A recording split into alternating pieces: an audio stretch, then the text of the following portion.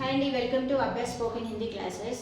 Present CBSE వాళ్ళకు board exams ఉంటున్నాయి. అయితే వాళ్ళకు గ్రామర్లో కొన్ని ట్రిపికల్ క్వశ్చన్స్ అడుగుతున్నారు. జస్ట్ వర్డ్ ఇచ్చేసి దాన్ని సమాస్ పేరు రాయండి అడగట్లేదు, డెఫినేషన్ కూడా అడుగుతున్నాడు. ప్రతి దానికి సంజ్ఞ, సర్వనామ, క్రియా విశేషణ్, సమాస్ ఏంటి, సంధి ఏంటి, ఇంకా రచనకి కిత్నే భేద హై, ఇలా డిఫరెంట్ అన్నిటికీ గ్రామర్కి రిలేటెడ్ ఉన్న ప్రతి దానికి డెఫినేషన్ అడుగుతున్నాడు. డెఫినేషన్ ఇచ్చేసి మీరు ఒక ఎగ్జాంపుల్ ఇవ్వాలి. అలాంటిదే ఒక सैंपल पेपर में ఇక్కడ तत्पुरुष समास किसे कहते हैं, तत्पुरुष समास की परिभाषा क्या है और उसका एक उदाहरण देते हुए स्पष्ट कीजिए అని ఇచ్చారు. సో అందుకని ఇప్పుడు మనం తత్పురుష సమాస్ దేన్ని అంటారు, దానికి కొన్ని ఎగ్జాంపుల్స్ ఏంటో మనము చూద్దాం. ఓకే, పరిభాష చూడండి. जिस समास में उत्तर पद प्रधान होता है, उत्तर पद అంటే ఫస్ట్ ఏదైతే మెయిన్ ఉంటుందో దాన్ని उत्तर पद అంటారు. तथा दोनों पदों के बीच में आने वाला परसर्गों का लोप हो जाता है, उसे तत्पुरुष समास कहते हैं.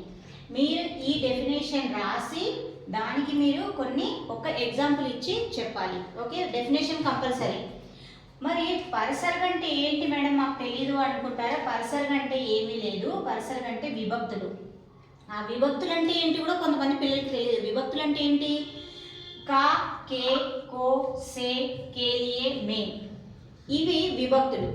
ఇవి ఎప్పుడైతే ఈ సెంటెన్స్లో మనము సమాస విగ్రహ చేసినప్పుడు వస్తాయో దానిని మనము తత్పురుష సమాస్ కిందికి డివైడ్ చేస్తాం. అది ఎలానో ఎగ్జాంపుల్ ద్వారా చూద్దాం. దేవాలయ్, దేవాలయ అంటే దాన్ని అది ఒక వర్డ్, సమస్త పదం. దాన్ని మనము సమాస విగ్రహ చేయాలి. ఎలా? దేవ్ కే లియే ఆలయ్, ఇక్కడ కే లియే అని వచ్చింది కదా, సో ఇక్కడ ఇదేంటి పరసర్గ. అప్పుడు ఇక్కడ ఏమవుతుంది? పరసర్గ అవుతుంది. ఇది కేలి అన్నదేంటి? పరసర్గ. ఓకే, పరసర్గ అంటే ఏంటి? విభక్తి. పాప ముక్త్, పాప ముక్త్, పాపసే ముక్త్. పాప ముక్త్ మళ్ళీ మనం దాన్ని, అది వర్డ్ ఉంది, మరి దాన్ని సమాస విగ్రహ చేయాలి కదా. ఎలా? పాపసే ముక్త్. ఇక్కడ సే అన్నది ఏంటి? విభక్తి. ఓకే, పాపసే ముక్తి, మనం పాపం నుంచి ముక్తి అవ్వాలి అని మనం సమాస సరిగ్గా ఇచ్చేయాలి కదా, డివైడ్ చేయాలి కదా. సో దాన్ని ఏంటి, ఎలా పడతాం? ఇప్పుడు పాపకే లియే ముక్త్ అనగలమా? అనలేము, రాదు. అది పర్ఫెక్ట్ సెంటెన్స్ కాదు, పర్ఫెక్ట్ సమాస విగ్రహ కూడా కాదు. పాపసే ముక్త్ అన్నది కరెక్ట్ సెంటెన్స్. హిమాలయ్, హిమక ఆలయ్. హిమ్ అంటే ఏంటి? ఇక్కడ మంచు, మంచు యొక్క ఆలయము. ఇక్కడ కా అన్నది ఏంటి? ఇక్కడ మళ్ళీ విభక్తి.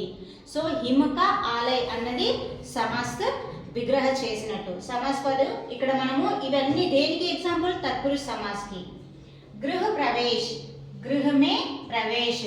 గృహమే ప్రవేశ్ అంటే మనం ఏం చేస్తాం? ఇంటి లోపల వెళ్తున్నాము అంటే గృహమే ప్రవేశ్. సమాస విగ్రహ చేసేటప్పుడు దానికి సరైన సమాస విగ్రహ చేస్తున్నామా లేదా, సరైన విభక్తి మనము పెడుతున్నామా లేదా అని చూసుకొని పెట్టాలి. Next one రసోయి Ghar. రసోయి అంటే కిచెన్, ఘర్ అంటే హౌస్, కిచెన్ హౌస్. చూడండి, కేలియే, రసోయి కేలియే. రసోయి అంటే వంట, ఇల్లు, వంట కోసం ఇల్లు కదా. రసోయి కేలియే ఘర్. రసోయి కా ఘర్ అని అనలేము, రసోయి కేలియే ఘర్ అని అంటాము. సో అది సమాస్ విగ్రహ. సో పిల్లలు కొంచెం జాగ్రత్తగా ఈ వీడియో ఇంకోసారి కాదు 2-3 సార్లు చూసి మీరు ఇది పరిభాషని మీరు బాగా గుర్తుపెట్టుకోండి. పరిభాష రాసి దానికి ఎగ్జాంపుల్ ఇచ్చేసి అప్పుడే మీకు 1 మార్క్ వస్తుంది. అది గుర్తుపెట్టుకోండి. పరిభాష ఏంటి? జిస్ समय समास में उत्तर पद प्रधान होता है तथा दोनों पदों के बीच में आने वाला परसर्गों का लोप हो जाता है, उसे तत्पुरुष समास कहते हैं. ये तत्पुरुष समास का परिभाषा है. ओके, फिर परसर्ग అని దేన్ని అంటారు అంటే విభక్తులు. ఏమొస్తాయి ఇందులో తత్పురుష సమాస్లో? మెయిన్, కా, కే, కో, సే, కేలియే, మే. ఇవి పరసర్గలోని, ఇవి విభక్తులు. ఇవి మాత్రమే ఇందులోకి వస్తాయి. వీటిలోకి తత్పురుష సమాస్లోకి వీటిని పెట్టి, విభక్తులను పెట్టి మనము సమాస్ విగ్రహ చేస్తాము. సో దానికి ఎగ్జాంపుల్ ఏంటి? దేవాలయ, దేవ్ కే లియే ఆలయ్. పాప ముక్త్, పాపసే ముక్త్. హిమాలయ, హిమక ఆలయ్. గృహ ప్రవేశ్, గృహమే ప్రవేశ్. రసోయి ఘర్, రసోయి కే లియే ఘర్.